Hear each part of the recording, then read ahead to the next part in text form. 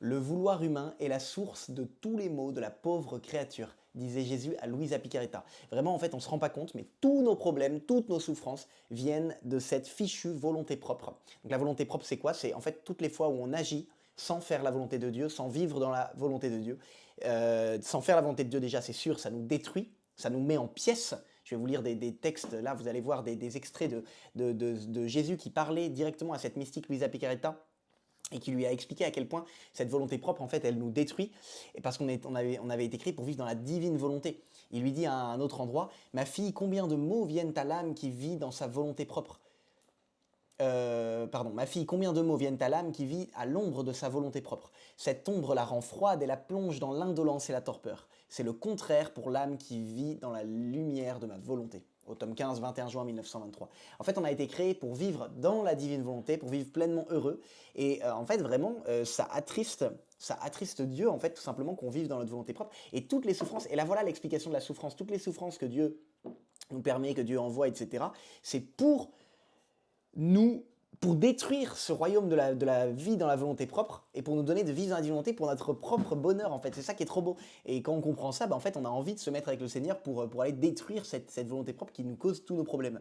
Donc, vraiment, en fait, la clé, ça va être de la tuer pour pouvoir vivre heureux en Dieu. Et vous allez voir, je vous ai préparé quelques extraits magnifique du livre du ciel, donc les écrits de Luisa Picaretta, et vous allez voir, c'est très beau. Écoutez ça, ce texte au tome 31, 5 mars 1933. Chaque acte de la volonté humaine la sépare de son Créateur, de sa sainteté, de sa force, de sa puissance, de son amour et de son immutabilité. Sans ma divine volonté, la créature devient semblable à une cité assiégée, dont les ennemis obligent tous les habitants à mourir de faim dans les tourments. Mais avec cette différence, le bourreau qui déchire ses membres est la volonté de l'âme elle-même. Ce ne sont pas des ennemis qui la tourmentent, car elle est devenue sa propre ennemie. D'ailleurs, je crois que c'est profondément ça en enfer. C'est notre volonté propre qui nous torture. C'est la source de tous les maux, de toute la souffrance sur terre, de tout le mal dans le monde. C'est la volonté propre. En fait, une fois qu'on a compris ça, on a compris l'enjeu de la vie spirituelle qui est de passer de la vie de la volonté propre à la vie dans la volonté de Dieu.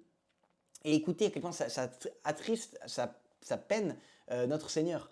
Si tu savais la douleur que je ressens en voyant des âmes mises en pièces. Chaque acte de la volonté humaine est une division que l'âme forme entre son Dieu et elle. Elle se retire de la beauté de sa création, elle devient frigide à l'amour pur et véritable. Elle perd son origine et se prépare à un enfer anticipé si sa volonté la précipite dans un péché grave ou au purgatoire si le péché est léger.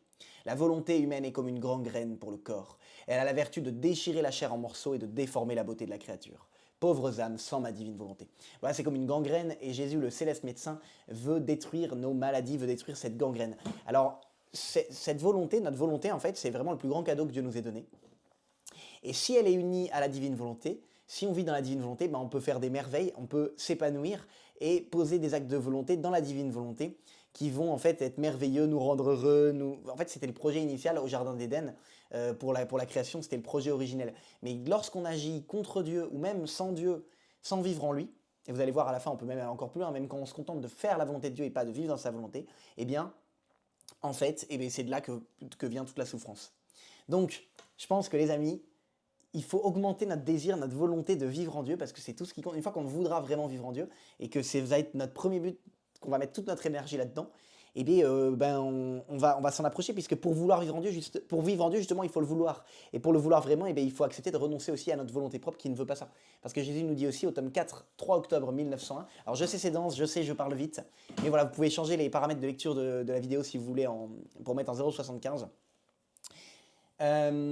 Écoutez bien, ma fille, il ne peut y avoir de plus grand obstacle qui empêche l'union entre moi et les créatures, et qui s'oppose à ma grâce, que la volonté propre.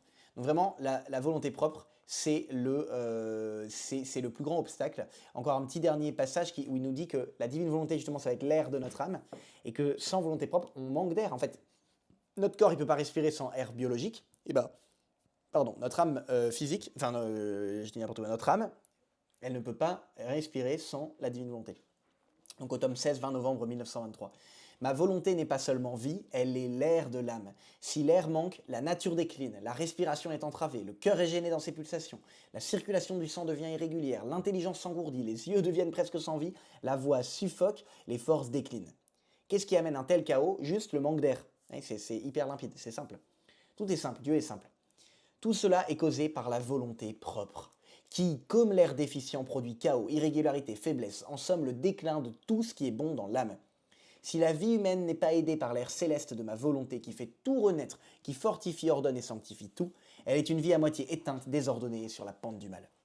Voilà les amis, donc vraiment, eh bien, crucifions notre volonté propre, demandons au Seigneur de faire mourir cette vie de la volonté propre, d'arrêtons de l'alimenter, parce qu'en fait, une vie, ça a besoin d'axe continu pour grandir. Donc si on alimente notre volonté propre, ben, elle grandit. Et ben non, justement, arrêtons de faire des actes de notre volonté propre, comme ça, elle va mourir, elle va dépérir, parce qu'elle manquera d'air pour s'alimenter. Par contre, faisons des actes de la divine volonté pour alimenter eh bien, cette vie dans la divine volonté. Et eh bien, pour ça, ben, il va falloir effectivement être prêt au plus grand des sacrifices pour vivre dans la divine volonté, puisqu'en fait, on ne se rend pas compte, mais notre volonté propre, c'est notre plus grand trésor. En fait, c'est le renoncement le plus dur, parce que c'est à la racine. Toutes les autres choses, en fait, c'est notre plus grand trésor. Notre volonté, c'est ce qu'on serait prêt à sacrifier pour rien au monde. Par exemple, si on veut beaucoup d'argent, enfin comment dire, c'est la racine derrière toute chose, puisque c'est la volonté, voilà. Pourquoi est-ce qu'on veut beaucoup d'argent? Parce qu'on le veut. Pourquoi est-ce qu'on dit, par exemple, si je vous demande, voilà, qu'est-ce qui est pour vous la chose la plus précieuse? Qu'est-ce que, ben, peut-être ce sera, vous allez dire, peut-être, on dit souvent l'expression, on y tient comme à la prunelle de ses yeux. Mais pourquoi on tient à nos yeux? Parce que notre volonté veut voir. C'est notre volonté, c'est ce moteur en toutes nos actions. C'est ce qu'on a de plus important. Donc, écoutez ce texte, tome 17, 18 septembre 1924. Où Jésus nous dit que pour comprendre et pour vivre dans la divine volonté, il va falloir se disposer au plus grand des sacrifices, celui de ne pas donner vie, même dans les choses saintes, à sa propre volonté. C'est-à-dire qu'on ne peut pas se contenter d'accomplir la divine volonté, de faire la volonté de Dieu, il va falloir aller plus loin, il va falloir vivre dans la divine volonté, c'est-à-dire eh bien, avoir mis complètement mort à sa volonté propre. Donc écoutez ce que dit Jésus, c'est tellement lumineux, enfin, c'est une dinguerie. Ma fille, ils ne veulent pas comprendre. Vivre dans ma divine volonté, c'est régner. Accomplir ma volonté, c'est être soumis à mes ordres. Le premier état consiste à posséder, le second à recevoir mes ordres et à les exécuter. C'est ça qui est trop beau, c'est que Jésus veut juste notre bonheur, il veut juste qu'on possède, qu'on vive comme des fils dans son royaume, et nous on se contente d'errer, de peiner. Et il faut vraiment, c'est simple, toutes nos souffrances viennent du fait qu'on ne vit pas en Dieu. Une fois qu'on a compris ça, déjà on arrête d'en vouloir à Dieu pour les souffrances, on comprend que c'est notre faute, c'est notre volonté propre qui fait qu'on souffre aujourd'hui. Et, enfin pardon, c'est un petit peu dur ce que je dis, parce que quand on est dans la maladie, dans la peine, dans la souffrance, voilà, ça peut effectivement être très dur. Donc pardon si mes mots, on peut être maladroit, mais c'est de comprendre que si on vit dans la divine volonté, en fait, quelles que soient les souffrances, ce sera plus des souffrances pour nous. Et à l'inverse, si on vit dans la volonté propre, même les plus grandes joies auront un arrière-goût de souffrance. En fait, c'est juste ça. En fait, ça va changer notre regard, notre optique, et on va être sans cesse toujours joyeux. Bon, écoutez, je lis le texte. Celui qui vit dans ma volonté la fait sienne et en dispose. Celui qui accomplit simplement ma volonté la voit comme la volonté de Dieu et non la sienne. Il n'en dispose pas à son gré. Vivre dans ma volonté, c'est vivre avec une seule volonté, celle de Dieu. Et comme cette volonté est toute sainte, toute pure et toute paix, et qu'il n'y a qu'une seule volonté qui règne, il n'existe aucun conflit, tout est paix. Ah la vache, c'est trop beau. C'est-à-dire que, et en plus, je vous l'avais dit dans une autre vidéo, que la volonté de Dieu s'accomplit tout le temps. Là, l'exemple, vous vous souvenez du Père du désert avec l'huile. Comme la volonté de Dieu s'accomplit tout le temps, et bien du coup, si on vit dans la divine volonté et qu'on n'a que la volonté de Dieu, que ça devient notre volonté propre, en fait que notre volonté à nous c'est la volonté de Dieu, et bien du coup notre volonté s'accomplira tout le temps, puisque tout ce qui arrive par la volonté de Dieu. Et du coup il n'y aura aucun conflit en nous, tout est paix, tout sera pacifié, et c'est ce plus grand des trésors que j'ai dit, c'est la paix, je vous donne ma paix, je vous laisse ma paix. Les passions humaines tremblent devant la suprême volonté, elles cherchent à se tenir loin d'elle, elles n'osent même pas bouger ou s'opposer à elle, parce qu'elles voient que le ciel et la terre tremblent devant elles. Comme première étape de la vie en elle, la divine volonté met l'ordre divin dans les profondeurs de l'âme et la vide de ce qui est humain. Tendance, passion, inclination et autres. Donc tout ce qui nous tiraille. En fait, on souffre quand notre volonté ne s'accomplit pas. On souffre quand on n'a pas ce qu'on veut. Hein. Pourquoi celui qui est cloué au lit, par exemple, il souffre parce qu'il voudrait ne pas être cloué au lit. Mais si quelqu'un voulait être cloué au lit, ben, il serait content d'être cloué au lit. Je ne dis pas que quelqu'un veut être cloué au lit, mais vous comprenez, tout est dans le vœu, dans ce petit mot. Tout est dans la volonté, en fait. On souffre parce qu'on n'a pas ce qu'on veut. Et voilà, toutes nos souffrances viennent de la volonté. Et donc, du coup, quand on vit dans la volonté de Dieu, eh bien, il n'y a plus aucune souffrance. Alors que, écoutez bien, quand on se contente de faire la volonté de Dieu et de se dire il faut que j'accomplisse la volonté de Dieu, il faut que je me résigne à la volonté de Dieu, écoutez ce que ça donne. Accomplir ma volonté, c'est vivre avec deux volontés. Donc, c'est-à-dire qu'on a notre volonté et on veut accomplir celle de Dieu.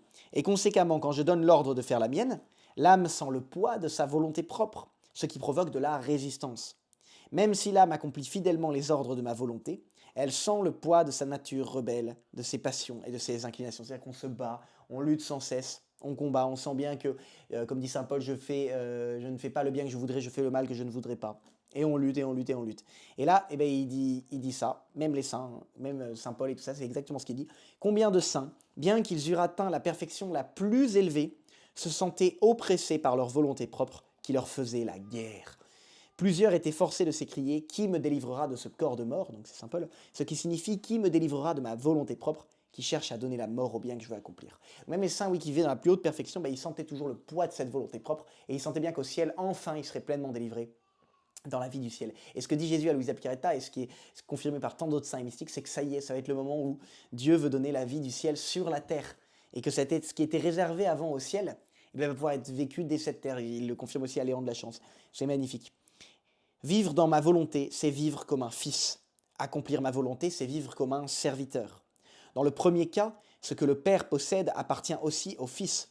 Et souvent, les serviteurs doivent faire plus de sacrifices que le Fils. Ils sont exposés à plus de travaux pénibles et humbles, au froid et à la chaleur, et à se déplacer à pied. Qu'est-ce que mes saints n'ont pas fait pour obéir aux ordres de ma volonté? Voilà, pour suivre la volonté de Dieu, bah, parfois ça va nous coûter, ça va être dur. Mais une fois qu'on vit dans la divine volonté, bah, on n'a plus que l'aspect, on devient un fils en fait. Donc c'est que du bonheur en fait. C'est ce qu'il dit tout au long du livre du ciel et ça nous donne trop envie de vivre dans la divine volonté. C'est pour ça que si vous avez envie d'augmenter votre désir de vivre en Dieu, eh bien, c'est le meilleur livre au monde à lire, le livre du ciel de Louisa Piccarreta. Même s'il y a 36 volumes, mais c'est tellement beau. Donc il continue cette distinction entre fils et serviteur. Et que nous, on se contente souvent d'être comme des serviteurs avec Dieu. On fait des efforts et c'est dur pour accomplir la volonté de Dieu chaque jour. On se lève le matin et c'est dur, on se force à prier, tout ça. On sent la pesanteur de notre volonté propre. Alors que si on la fait mourir une fois pour toutes pour vivre dans la divine volonté, on devient un fils et là, tout est facile. Écoutez ça. Le fils reste avec son père, prend soin de lui, le réconforte de ses baisers et de ses caresses. Il donne des ordres au serviteur comme si c'était le père qui commandait. S'il sort, il ne va pas à pied mais en voiture. Alors que le fils possède tout ce qui appartient à son père, les serviteurs ne reçoivent que le salaire dû à leur travail. Restant libres de servir ou de ne pas servir leur maître, s'ils ne le servent pas, ils n'ont plus droit à aucune indemnité. Quant au fils, personne ne peut annuler ses droits, empêcher qu'il possède les biens du père.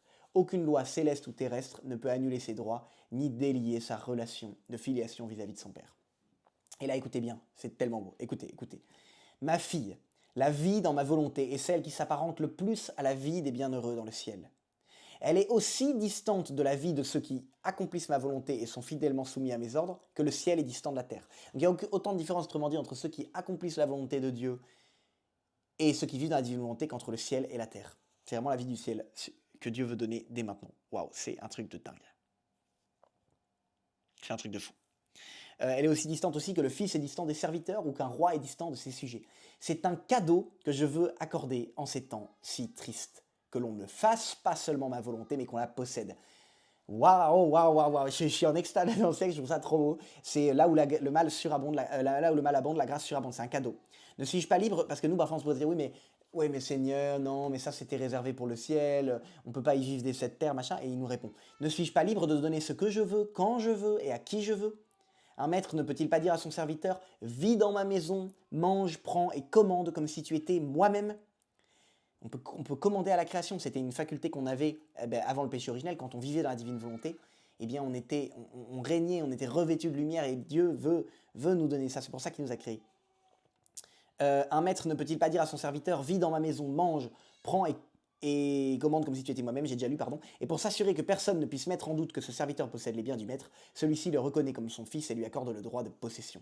Si un homme riche peut faire cela, combien plus je peux le faire moi-même? Il veut juste nous rendre heureux, il veut juste nous donner ce trésor.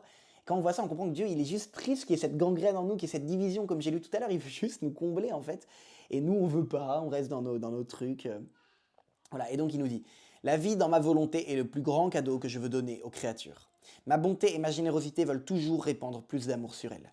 Leur ayant tout donné et n'ayant plus rien d'autre à leur accorder pour être aimé d'elles, je veux leur offrir le cadeau de ma volonté, afin que, la possédant, elles apprécient le grand bien dont elles disposent. Amen. Ne sois pas étonné si tu vois qu'ils ne comprennent pas. Pour comprendre, ils devront se disposer au plus grand des sacrifices. C'est le prix à payer. Celui pour vivre au paradis de cette terre, c'est le prix à payer. Le plus grand des sacrifices, celui de ne pas donner vie, même dans les choses saintes, à leur propre volonté. Même dans les choses saintes. Donc de ne pas donner vie, c'est vraiment le mot vie qui est central dans le livre du ciel, c'est de comprendre que c'est une vie. Il ne nous demande pas des actes, il nous demande une vie. Une vie, il dit à d'autres endroits que ça a besoin d'actes continus. C'est continuel une vie. On respire tout le temps, on respire jour et nuit. Une vie, c'est continuel. On ne doit pas juste prier 1 heure par jour. On doit être en Dieu 24 heures sur 24 pour que ce soit continu. Et à l'inverse, la vie de notre volonté propre, c'est pareil. Si on donne, on fait des actes de notre volonté propre continuellement. Je ne sais plus c'est combien de milliers d'actes de notre volonté qu'on fait par jour, mais ça doit être continu, qu'on met mort, qu'on ne donne pas vie à notre volonté propre pour vraiment la tuer, quoi. Mais ensuite, une fois que c'est fait, une fois qu'elle sera morte, comment dire, c'est un peu comme respirer. Si on ne respire pas pendant 3 minutes, ça y est, c'est bon, le corps il est mort. Il y a juste besoin de mettre un grand coup sur notre volonté propre, et une fois qu'elle sera morte, elle sera morte. Elle se réveillera pas, ce qu'il me dit à d'autres endroits. Donc c'est hyper stimulant quand même. Voilà. Ils sentiront alors la possession de ma volonté et expérimenteront ce que signifie vivre dans ma volonté. Quant à toi, sois attentive et ne sois pas ennuyé par les difficultés qu'ils te causent. Petit à petit, je ferai mon chemin afin de leur faire comprendre ce qu'est vivre dans ma volonté. Donc ça, c'était le tome 17, 18 septembre 1924. Voilà les amis, voilà le partage que je voulais vous faire aujourd'hui. S'il nous plaît, ne désirons plus que vivre dans la volonté de Dieu et eh bien, tuons notre volonté propre pour vivre pleinement heureux en Dieu. N'hésitez pas à partager cette vidéo à des personnes dont vous pensez que ça pourrait leur faire du bien d'entendre ça aujourd'hui. C'est vrai que voilà, selon l'endroit où on en est, on a besoin de différentes ressources. Si vous avez vu cette vidéo en entier, je pense que c'est que ça vous a nourri, j'espère en tout cas. Donc n'hésitez pas à mettre des commentaires, à partager, enfin voilà. Vous connaissez, vous avez l'habitude. Et on se retrouve demain pour d'autres vidéos. Ciao les amis, merci pour tout ce que vous faites. Bye bye.